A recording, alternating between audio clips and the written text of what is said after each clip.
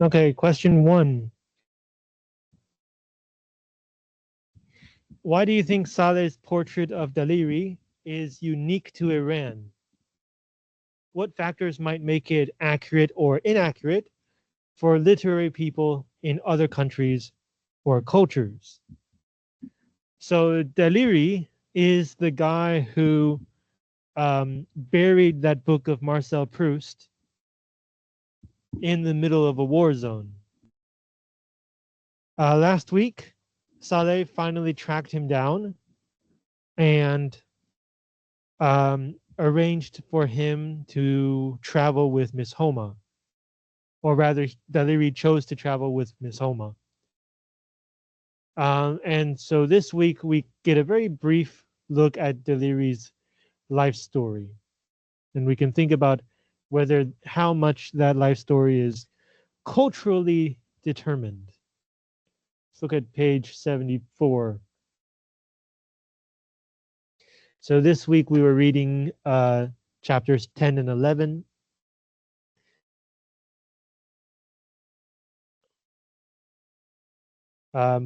Here it says Daliri, my Proust. So okay, now we know who this guy is.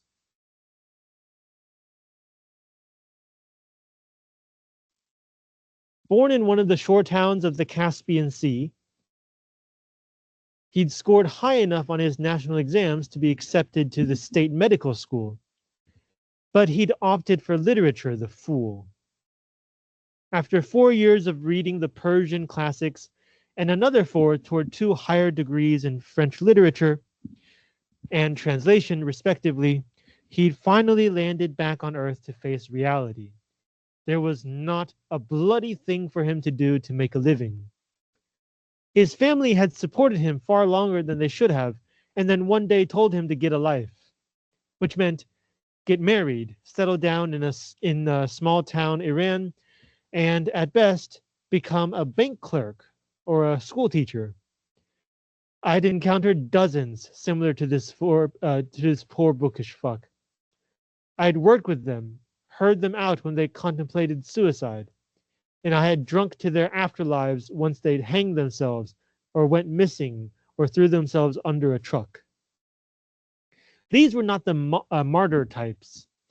They did not go to war. They read modernist European literature instead, in barely passable translation, and dreamed of other places. Of Paris in the 1920s, maybe, Vienna during the late Habsburg period, or Madrid in Hemingway and bullfighting. There were budding Middle Eastern poets with nowhere to go, no visas to the West they could procure, no doors of the greater good world open to them. They had no money, and they dreamed of ordering whiskey in a bar somewhere where there was a hint of freedom. They could just about taste that real whiskey that they'd never before tasted, while simultaneously imagining writing the next great Persian novel, not realizing that the previous great Persian novel had never been written. And when that avalanche of reality one day finally came bearing down on them, they either got enough prescriptions of anti-anxiety pills to put a horse into a deep coma, or else they jumped off a cliff. Usually they did both, though with a several-year interval of utter misery in between.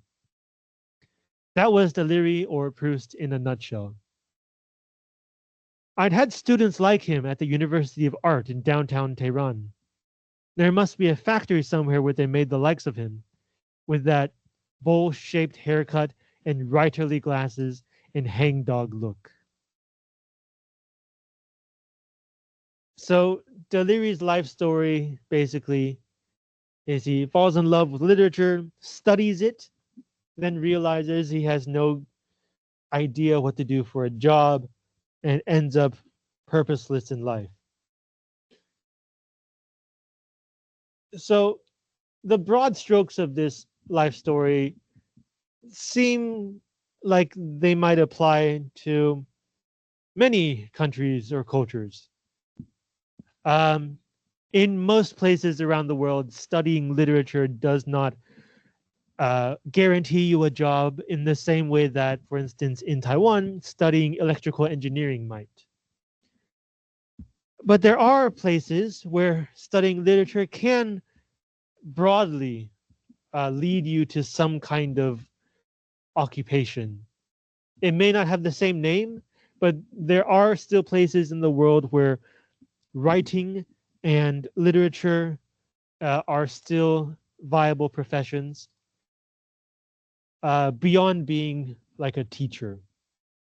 So, for example, in Taiwan, there are a small group of writers who make a living by joining literature competitions every year.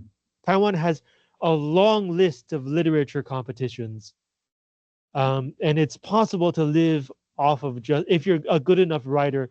It's possible to make a living just continuing to join those competitions and then slowly building up a body of work and then publishing that work.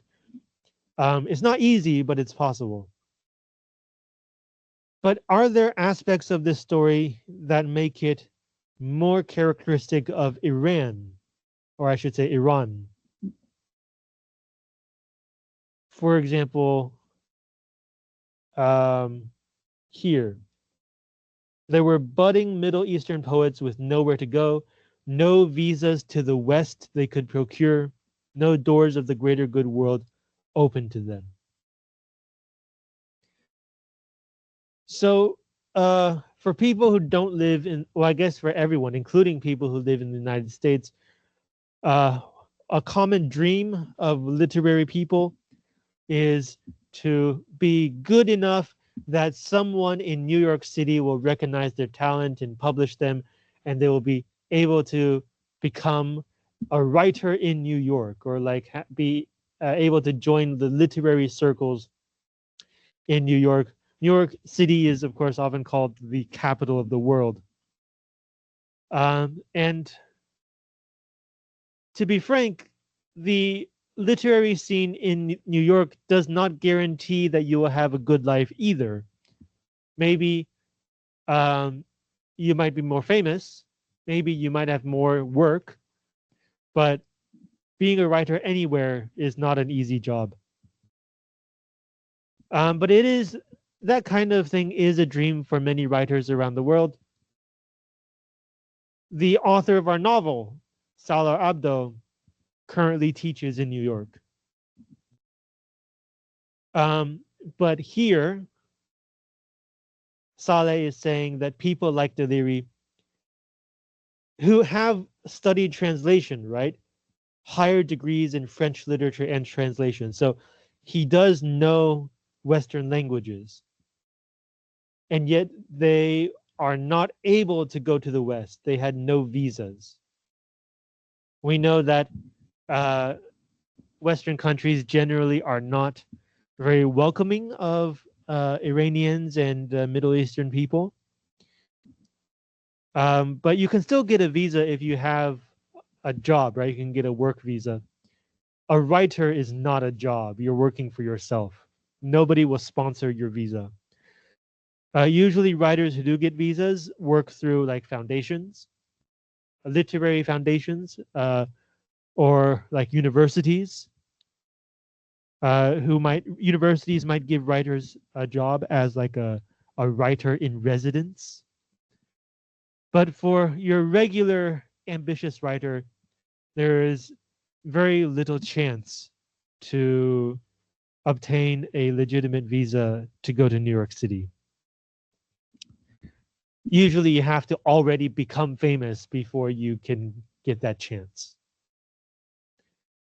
So this detail, at least, seems to narrow the scope of applicability to countries that the West don't generally like or think about.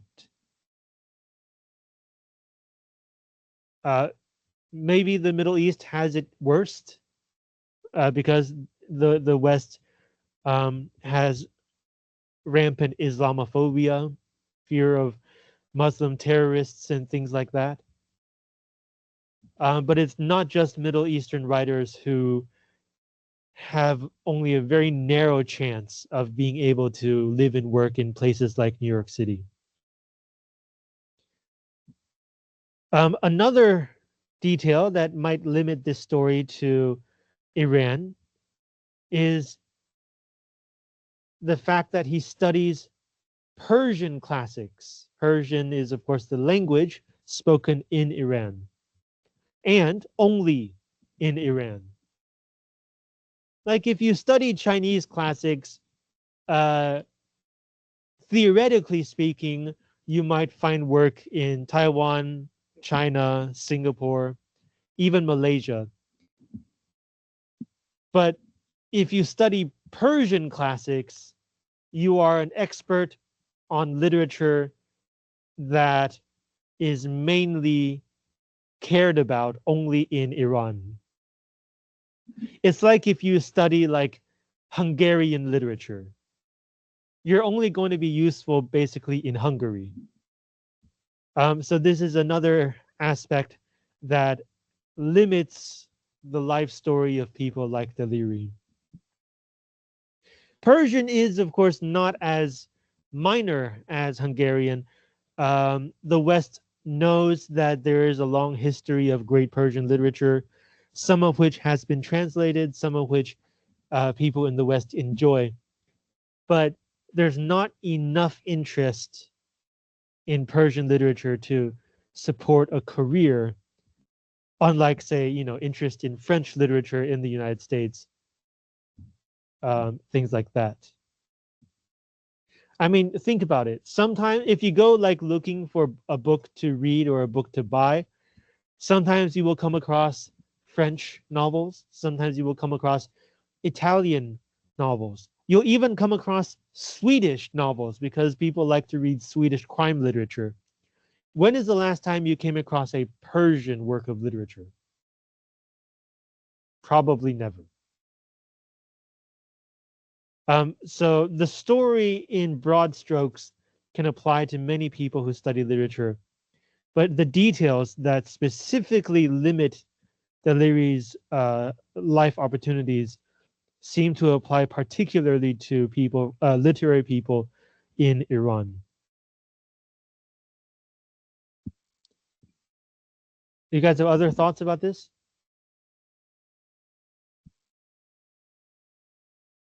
Okay, if not, let's move on to question 2. The same reasons that Saleh thinks one shouldn't take Proust to war are why Daliri did it. With whom do you agree more and why?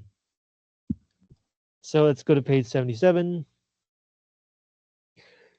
Here, Saleh is playing the interrogator, asking Daliri about like what he's doing, what he's thinking. Mainly because Daliri shouldn't be here in Tehran with Miss Homa. He should still be in Iraq. So Saleh wants to find out what is he thinking? Why is he like coming here? What's going on in his mind? And part of that interrogation is asking him, why did he bring Proust into a war zone? Uh, let's start here. Saleh asks, what about Marcel Proust? And Daliri answers, my favorite writer, he said hesitantly. Does one take this kind of writer to war? I was not technically in war. I was with the film crew. But how do you even know all this? Where do you think you're living, brother? The 16th arrondissement of Paris in the 19th century? In the late 19th century? Don't worry about how I know all this. So if you don't know, arrondissement is the Parisian name for district. So the 16th district of Paris is by tradition a more cultural district.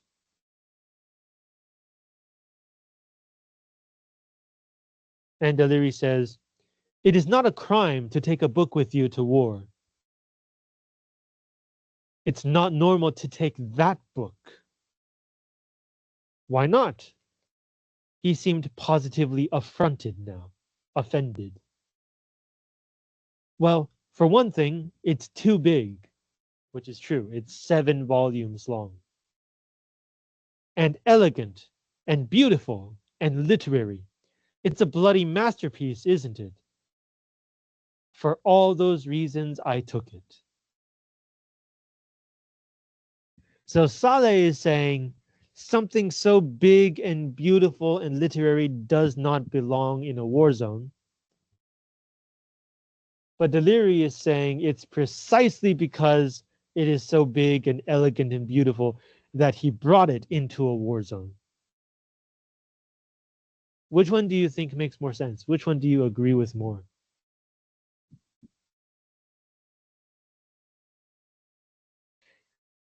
Like, practically speaking, yes. If you're going to a war zone, you don't want to bring too much extra stuff. So the question here seems to be, is this book necessary? In terms of surviving, Deliri is a news journalist, so he's not carrying a gun, he's not fighting. So in terms of surviving, you need bread, water, medical supplies, clothing, these kinds of things. A book, maybe you can use as toilet paper, but that's about it. But as the saying goes, man cannot live on bread alone. Just because you survive doesn't mean that you're alive. Just because you're breathing and walking and talking doesn't mean that you are truly human. People need spiritual sustenance as well. Food for the soul, as we say. And that seems to be what Deliri is saying. In the middle of war, where you don't have any of that spiritual sustenance, right? It's all death and dying and violence and danger. Deliri, the representative or product of high culture, desperately feels the need for something cultural, something spiritual.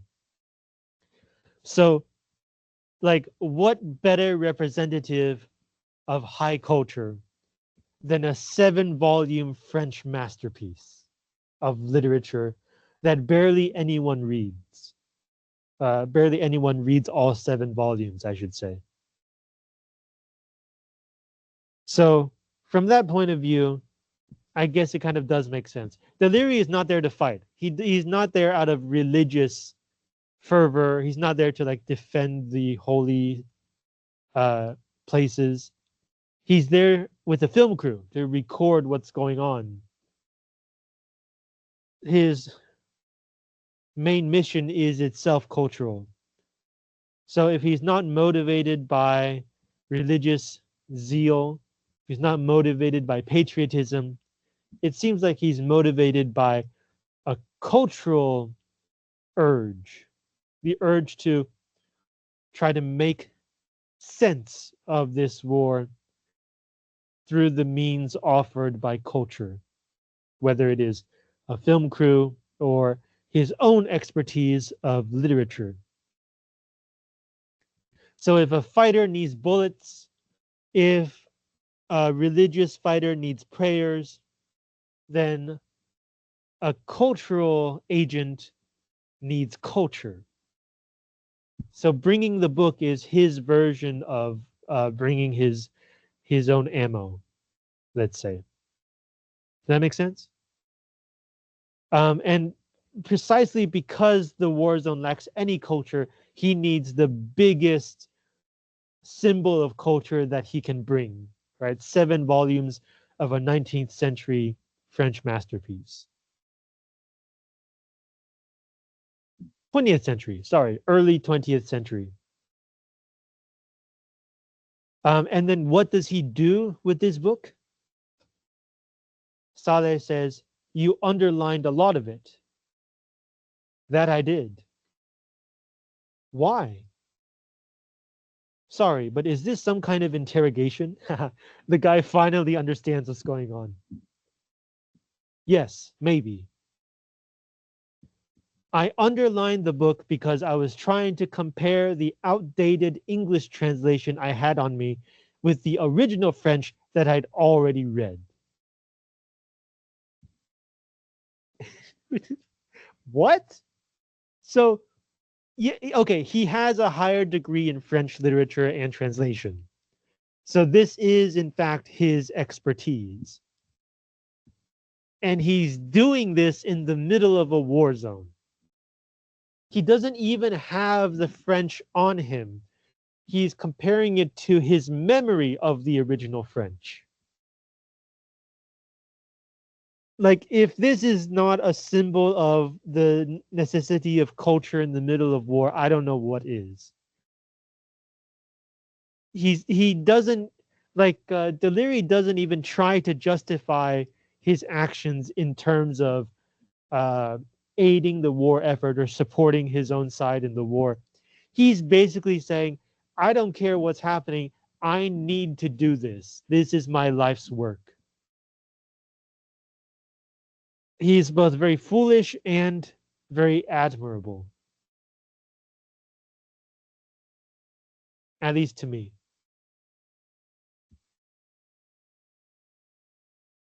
Okay, do you have other thoughts about question 2?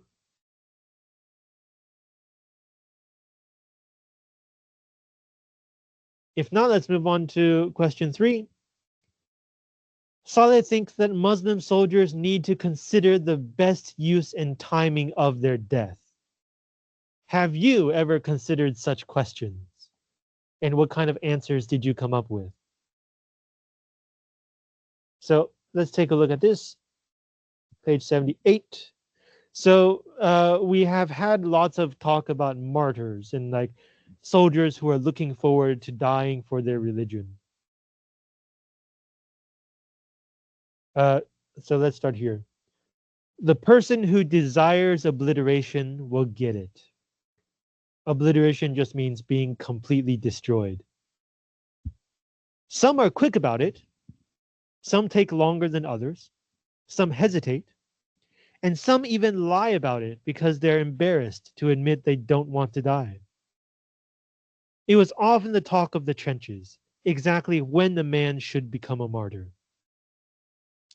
A volunteer to defend the holy places had a duty to do just that, defend. But you couldn't exactly defend if you were dead. So how did you negotiate the two and come to a concord between life and death?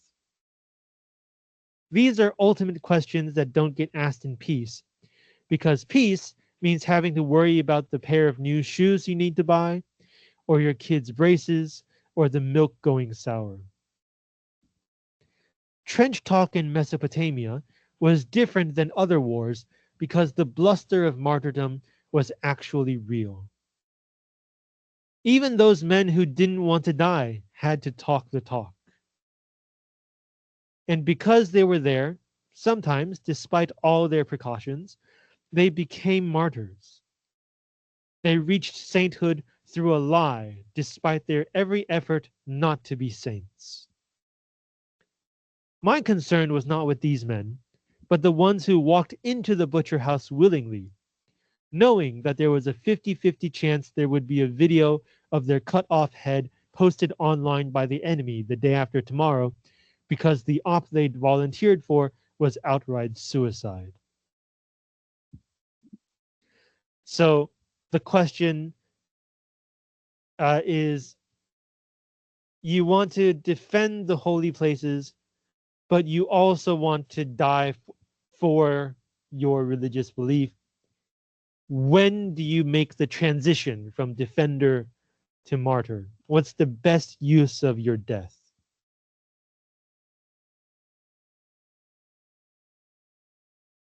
Have you guys ever thought about this question? It's related to the question of how do you think you're going to die? Because we're all going to die. But it's not just passively waiting for death or uh, letting fate decide for you. Maybe your death can serve a purpose. Maybe not as a religious martyr, but maybe as a symbol for something that you believe in.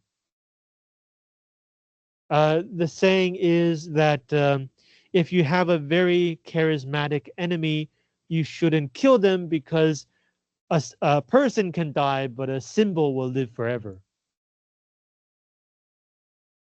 So, or even in more practical terms, um, in the future, if you have children and if you accumulate some inheritance, when you die would also have a big impact on when your children receive your inheritance. Whether it's good, like you have a lot of money, or it's bad, you have a lot of debt or taxes. Have you guys ever thought about this question? Um, we're gonna have some extra time today, I can already tell. So after I take attendance, I'd be curious to hear some of your thoughts about this question. What do you think uh, your death can be used for? But for now, let's move on to question 4. What do you think Saleh means when he thinks our merry gang had needed an Abu Faransi to be complete and had got one? So Abu Faransi is a new character in this week's reading. He is a white French man who is coming to fight for Iran to defend the holy places, to fight against Islamic State. When I introduced the novel, I mentioned that uh, the war against Islamic State was very confusing and had many different people on both sides, including many Westerners. Some Westerners were, I guess, brainwashed into believing in the extremist beliefs of Islamic State. And some Westerners decided that this was too important, that they had to join and fight to defend civilization, or however else you want to describe their mission. So Claude is this white French man who comes to fight against Islamic State. Let's see. I didn't know where it had started, but someone had called him the father of the French, Abu Faransi, and the name had stuck. Abu Faransi had quickly become one of us. He spoke English with a deep, almost antiquated inflection and volunteered for everything. He was up before everyone cleaning the mokeb, and at nights he cooked long into the evening and then washed the pots and pans. The men couldn't communicate with him, but they offered him genuine smiles. They came right up to his face and sang him the breathtakingly heroic and improvised Arab poetry of war. And he grinned back and said, Allah, Allah. He was in his element here, like Cleric J. Our merry gang had needed an Abu Faransi to be complete, and it got one.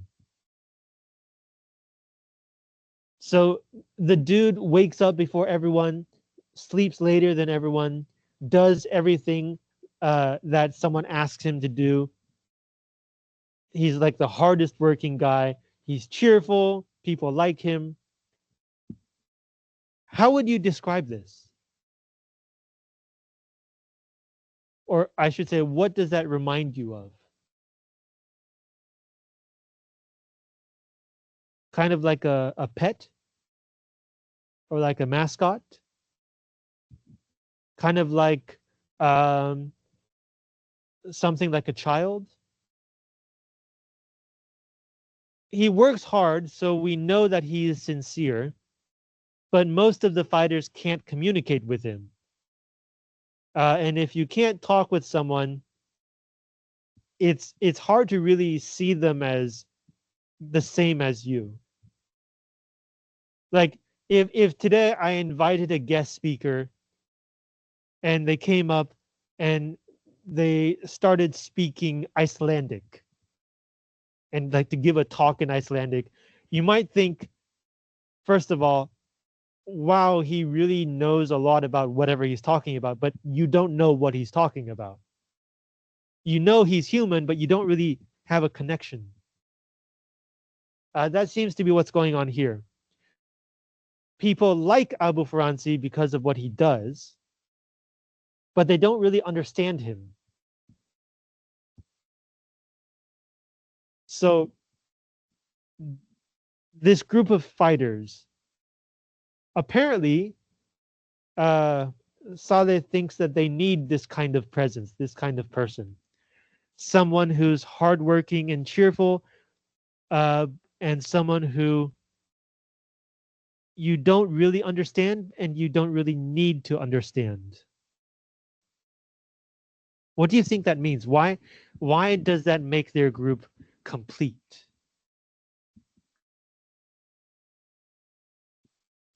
I guess we can think about this question from two different directions. One is structural, like if you play video games, you know that your party should be well balanced. Should have like an attacker, a defender, a healer, right? You have to cover all the bases. And apparently, this is the one kind of person that they don't have. Someone who's here purely to do the hard work. So just in terms of balance, then yes, now their group is complete. And also like a Western person, right? They don't have a Westerner. Now they do. But in terms of psychology, in fact, the novel gives us a kind of hint later. Saleh, as a writer and journalist, talks with Abu Faransi about why he's here, his life story. And one thing that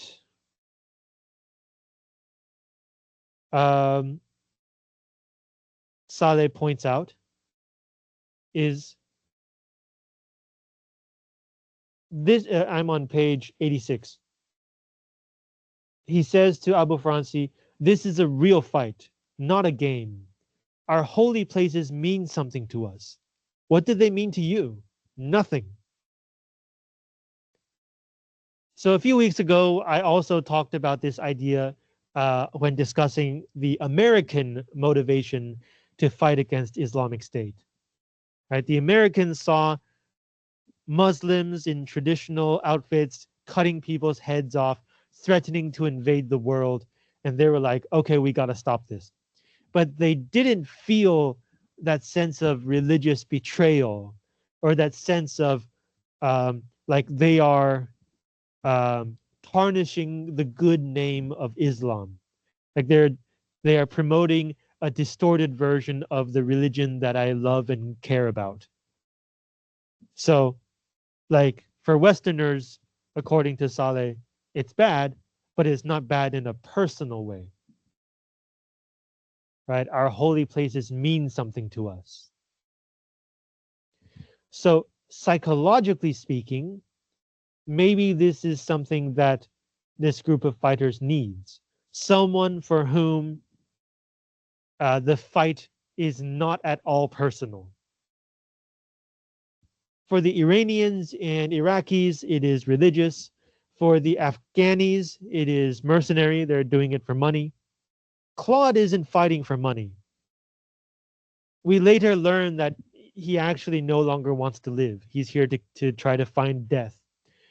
But to everyone else, it looks like Claude is simply here because he feels like it's the right thing to do. So psychologically, they now have a fellow fighter who is here for purely impersonal reasons. There's no personal stake, no personal belief motivating him to fight. He's simply here out of a sense of justice. So it's a kind of outsider perspective. And psychologically speaking, that can help the other fighters. It can help like motivate and encourage the other fighters to see that it's not just we who are personally affected who are fighting here. We truly are fighting a good and just war. Because look, even this Westerner who has nothing to do with this war is here fighting with us. So we must be on the right side. It helps, having this external perspective helps to justify their position in the war. Does that make sense?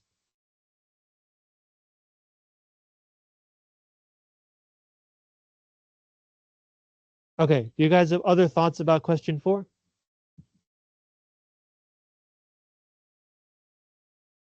Okay, if not, let's take a short break. We'll come back, finish the questions, take attendance, and then we can talk about question 3 together.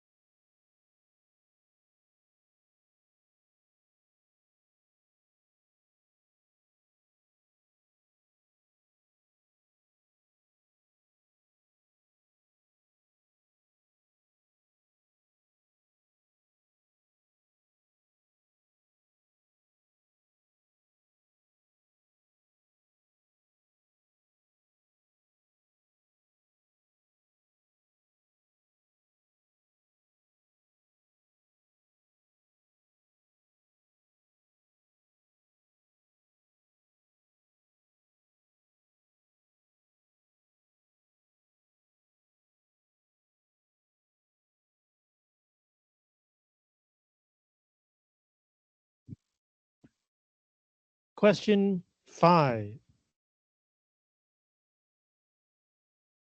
What do you think the 4 moments that Saleh feels like he's at the end of history have in common? Let's look at page 86.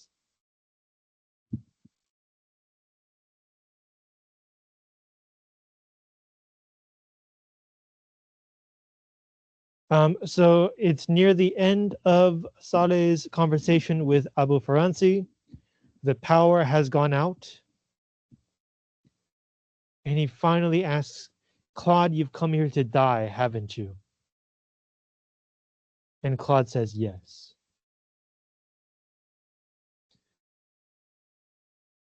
The angry hum of the generators was already starting back up, but there was no electricity yet. In that dark, with the sound of distant big guns walloping the ends of our minds, it was as if we were at the end of history too. There were at least 3 times in the past year I had felt this way. Once, when I buried that Proust book right here at the Eye of the Horse. Another time, when our positions were attacked at Tuzkurma, while Zara the Beheader and I stood there holding her fresh bread, talking of Baghdad. And a last instance at Khalid's old place across the Mokeb, watching the beautiful people of Hollywood on television. By the way, we have seen all 3 of these moments. All 3 of them appeared earlier in the story. So the feels like the end of history. What could this mean? Actually, the question that I wrote already tries to help you understand this. It says, what do they have in common? Perhaps what they have in common is what we can understand as Saleh's feeling of the end of history. So, what do these 4 moments have in common?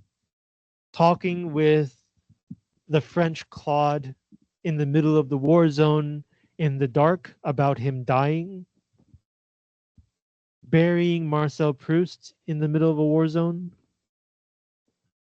talking with Zara the Beheader like it's just another day, again in the middle of a battle, or watching that sci-fi fantasy Hollywood movie on TV in the middle of war. So it feels like maybe the thing that's in common is it's all in the middle of war.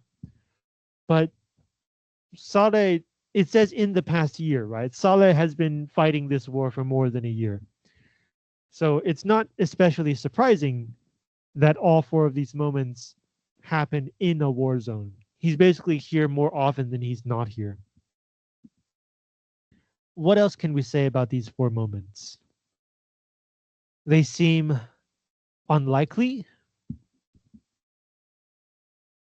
They seem to involve things that you might not expect in the middle of a war zone.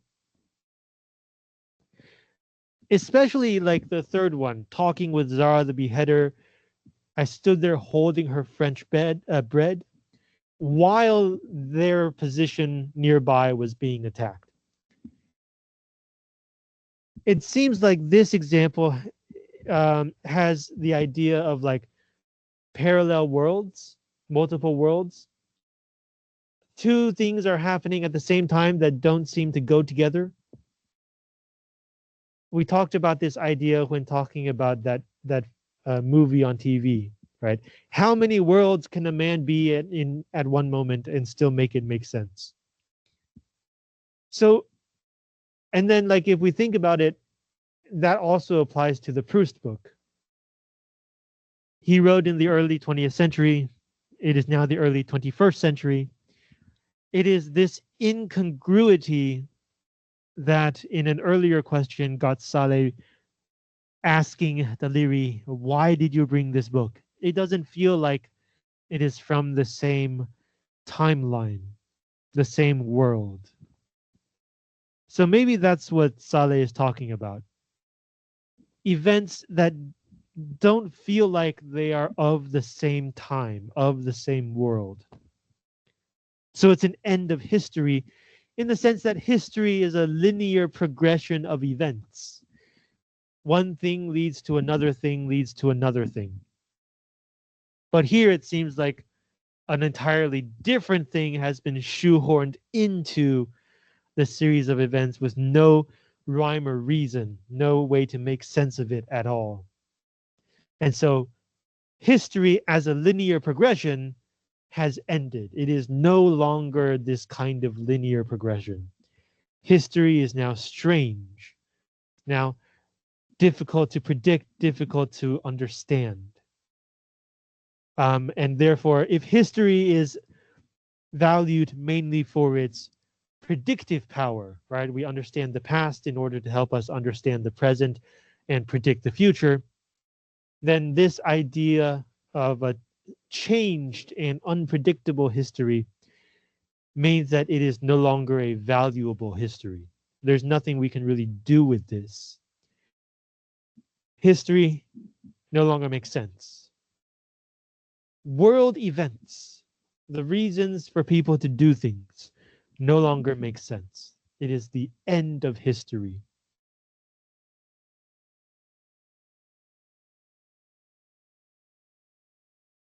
Okay, do you have other thoughts about this question? No? Okay, so I'm gonna quickly take attendance, and then we can think more about question 3.